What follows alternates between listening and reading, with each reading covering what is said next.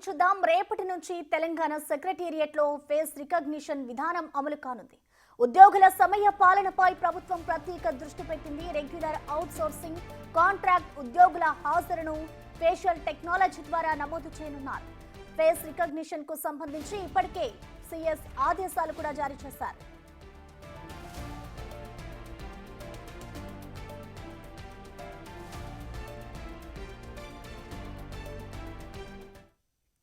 దీనికి సంబంధించిన complete details ని మా ప్రతినిధి హరికృష్ణ సెక్రటేరియట్ నుంచి అందిస్తారు. హరికృష్ణ, చెప్పండి, ఇటు ప్రభుత్వం ఈ నిర్ణయం తీసుకోవడానికి గల కారణాలు ఏంటి? దీనికి సంబంధించి ఇటు ఉద్యోగులు ఏమంటున్నారు? హరికృష్ణ.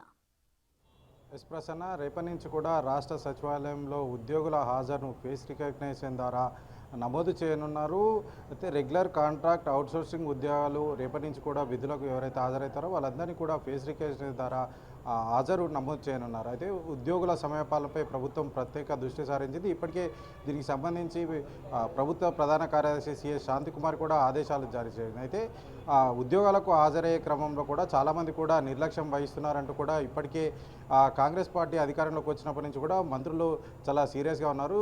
ఆకస్మిక తణుకులు కూడా చేశారు. ఎందుకనంటే 12 టైం అవుతున్నా కానీ సరే ఎవరు కూడా ఉద్యోగులు కొంతమంది ఉద్యోగులు విధులకు హాజరు కాకపోవడం, నిర్లక్ష్యం వహిస్తున్నారంటూ కూడా మంత్రి దృష్టికి రావడంతో ఇప్పటికే మంత్రి కోమటిరెడ్డి, అదేవిధంగా మంత్రి జూపల్లి కృష్ణారావు, మంత్రి తుమ్మల, మంత్రి పొంగులేటి నలుగురు కూడా ఆకస్మిక తనిఖీలు చేసి ఉద్యోగుల సమయపాలనపై ప్రత్యేక దృష్టి పెట్టారు. అయితే ఎవరైతే ఇన్ టైంలో ఎవరైతే విధులకు హాజరు కాని వారిపై కూడా ఆగ్రహం వ్యక్తం చేశారు. వాళ్ళందరి నుంచి కూడా వివరాలు అయితే సేకరించారు. ఎందుకు రాలేదు, ఏదైనా కారణం చెప్పి పై అధికారికి అయితే ఏదైనా పై అధికారికి ఇన్ఫామ్ చేశారా లేదా, ఎందుకు రావట్లేదు, ప్రజలంతా కూడా అంటే రాష్ట్ర నలుమూల నుంచి కూడా రాష్ట్ర సచివాలయానికి వారి యొక్క పని మీద అయితే వస్తుంటారు. కాబట్టి వాళ్ళందరూ కూడా ఉద్యోగులు అందుబాటులో ఉండాలి. ఉద్యోగులు అందుబాటులో ఉంటేనే ప్రభుత్వం సక్రమంగా నడుస్తుంది. ప్రభుత్వం ఏ కార్యక్రమాలు తీసుకున్నా సరే అది ప్రజల్లోకి వెళ్ళాలి, ప్రజలకు అందుబాటులో ఉండాలంటే ఖచ్చితంగా ఉద్యోగుల పాత్ర క్రియాశీలకమైనది. కాబట్టి ఉద్యోగులంతా కూడా సక్రమంగా టైంకి రావాలంటూ కూడా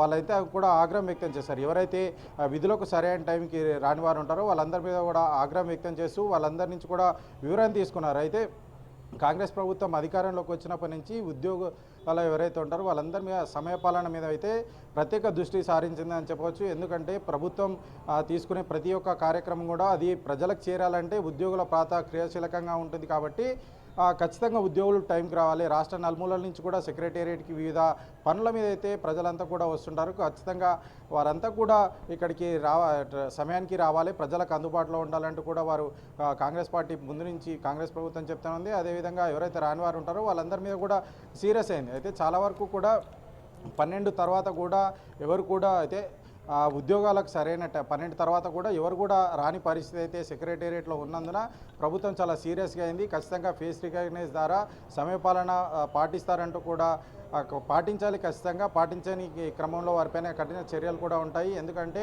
ఇప్పటికే రెగ్యులరు, అదేవిధంగా కాంట్రాక్టు, అవుట్సోర్సింగ్ కాంట్రాక్ట్ ఎంప్లాయీస్ కూడా సరైన సమయానికి రావట్లేదని చెప్పేసి కూడా అంటే ఎవరైతే వాళ్ళకి సంబంధించిన అవుట్సోర్సింగ్కి సంబంధించిన కాంట్రాక్టర్ ఉంటారో కాంట్రాక్టర్ కూడా విధులకు హాజరు కానీ ఉద్యోగులకు సంబంధించి కూడా బిల్లులు పెడుతున్నట్టు కూడా మంత్రి దృష్టికి రావడంతో వారంతా కూడా చాలా సీరియస్ అయ్యి ఆకస్మికంగా తనిఖీలు అయితే చేశారు. అయితే ఖచ్చితంగా సమయానికి రావాలి, సమయానికి రాకపోతే మాత్రం చర్యలు ఉంటాయంటూ కూడా ప్రభుత్వం వారికి సీరియస్గా వార్నింగ్ ఇచ్చింది. ఇప్పటివరకు ఎవరైతే ఇన్ టైంకి రాలేదో వారందరి వివరాలు కూడా తీసుకొని వారి నుంచి అయితే వివరణ కోరింది. దీని పట్ల ఉద్యోగులు కూడా హర్షం వ్యక్తం చేశారు. ఎందుకంటే మంత్రులు లేని సమయంలో ఉద్యోగులు ఎవరు కూడా సరైన టైంకి రావడం లేదు. చాలా వరకు కొద్దిమంది మాత్రమే విధులకు సరైన సమయానికి వస్తున్నారు, కానీ మిగతా వారు రావట్లేదు.